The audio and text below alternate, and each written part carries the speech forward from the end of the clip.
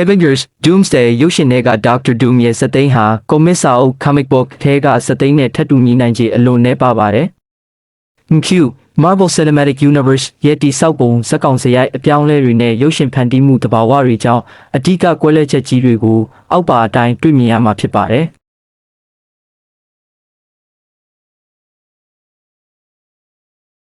ဇလန်တည်ဆောက်မှုနဲ့အချိန်ကာလကွာဟချက် Q အပြောင်းအလဲများကွန်မစ်စာအုပ်တွေအထူးသဖြင့်2015ခုနှစ် Secret Wars ဇလန်တွဲမှာ Doctor Doom ဟာစကြဝဠာပေါင်းစုံ Multiverse ပျက်စီးမဲ့ဘေးကနေကယ်တင်ပြီး Garden Purdue အဖြစ်ကိုယ်ပိုင်ကမ္ဘာ Battle World ကိုဖန်တီးအုပ်စိုးခဲ့ပါတယ်။ကွန်မစ်ရဲ့နောက်ဆုံးဇာတ်သိမ်းမှာသူ့ရဲ့အဓိကပြိုင်ဘက် Reed Richards Mr. Fantastic ကသူ့ကိုအနိုင်ယူပြီးစကြဝဠာကိုပြန်လည်တည်ဆောက်ခဲ့တယ်လို့ Doom ရဲ့မျက်နှာပေါ်ကအမာရွတ်တွေကိုပါပျောက်ကင်းအောင်ကုသပေးခဲ့ပါတယ်။ Doom ဟာအဲ့ဒီနောက်ပိုင်းမှာလူဆိုးဘဝကနေအကောင်းဘက်ကိုပြောင်းလဲဖို့ကြိုးစားခဲ့ပါတယ်။သို့တော့ Q ရဲ့ Avengers Doomsday ဟာလာမယ့် Avengers Secret Wars အတွက်လမ်းခင်းပေးမဲ့ဇာတ်လမ်းဖြစ်တဲ့အတွက်ဒီရုပ်ရှင်ရဲ့ဇာတ်သိမ်းဟာ Doom ရဲ့အပြီးတိုင်ကြရှုံးခန်းမဟုတ်နိုင်ပါဘူး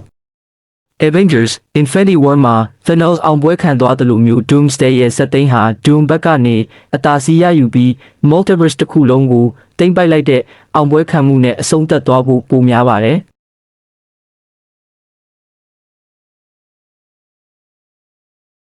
Robert Downey Jr. တက်ရောက်မှုနဲ့ဇက်ကောင်နောက်ခံ Doctor Doom နေရာမှာ Robert Downey Jr. ကိုတရုပ်ဆောင်စေခြင်းဟာကွန်မစ်နဲ့အကြီးမားဆုံးကွဲလွဲချက်ဖြစ်ပါတယ်။ကွန်မစ်မှာ Victor Von Doom ဟာတီးခြားနောက်ခံသမိုင်းကြောင်းနဲ့မာနာကြီးမားတဲ့ Latvia Latveria နိုင်ငံရဲ့အရှင်သခင်ဖြစ်ပြီးမော်ပညာနဲ့သိပ္ပံပညာကိုထိပ်တန်းစစ်ပိုင်နိုင်သူဖြစ်ပါတယ်။ရုပ်ရှင်ထဲမှာတော့ Roger ပါဝင်လာတဲ့အတွက် Tony Stark Iron Man နဲ့ဆက်ဆက်နေတဲ့အပြိုင်စကြဝဠာ Variant ကဇက်ကောင်အဖြစ်ပုံဖော်နိုင်ခြေမြင့်မားပါတယ်။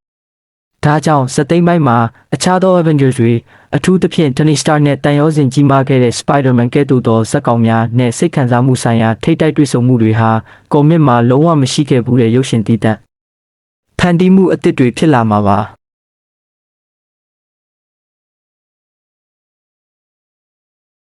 ရုပ်ရှင်၏အကန့်အသတ်နှင့် cinematic ပုံဖော်မှု adaptation strategy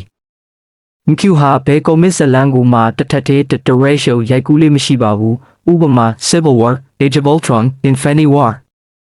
ကွန်မစ်ထဲက Molecule Man Beyonder စတဲ့ရှုပ်ထွေးတဲ့စကြဝဠာအဆင့်စွမ်းအားရှင်တွေရဲ့အခန်းကဏ္ဍတွေကိုရုပ်ရှင်ထဲမှာချုံပစ်တာဒါမှမဟုတ်လက်ရှိ Q ထဲကယင်းနှီးပြီးသားဇာတ်ကောင်တွေသို့မဟုတ်အဖွဲ့အစည်းတွေဥပမာThea သို့မဟုတ် Fantastic Four ဇာတ်ကောင်သစ်များနဲ့အစားထိုးအသုံးပြုတာမျိုးတွေပြုလုပ်ပါလိမ့်မယ်ထို့ကြောင့် Doom ရဲ့ရည်ရွယ်ချက်အာဏာရယူပုံနဲ့အဆုံးသတ်ကံကြမ္မာတွေဟာကွန်မစ်လမ်းကြောင်းအတိုင်းတက်မသွားပဲလက်ရှိ Multiverse Saga ရဲ့ရုပ်ရှင်ကမ္ဘာအခြေအနေနဲ့ကိုက်ညီအောင်ပြောင်းလဲဖန်တီးထားမှာသိကြပါတယ်။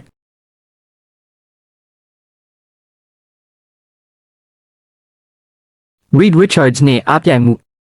ကွန်မစ်ထဲက Doom ရဲ့ဇာတ်သိမ်းဟာအမြဲတမ်းလို Reed Richards နဲ့ပုဂ္ဂိုလ်ရေးအာဃာတတွေပေါ်မှာအခြေခံလေးရှိပါတယ်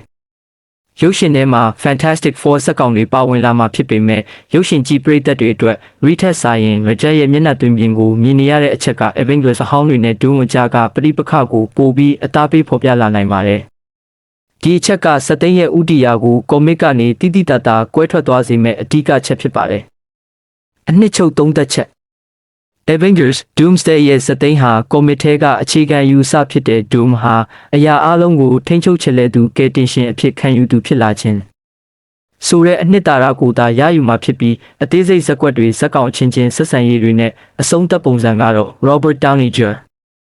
ရဲ့တရုပ်ဆောင်မှု Q ရဲ့ရှေ့ဆက်မဲ့ Secret Wars အစီအစဉ်တွေနဲ့အံဝင်ခွင်ကြဖြစ်အောင်လုံးဝအသစ်တစ်ဖန်ပြန်လည်ရေးဆွဲထားမဲ့ဇာတ်သိမ်းမျိုးသာဖြစ်လာပါလိမ့်မယ်။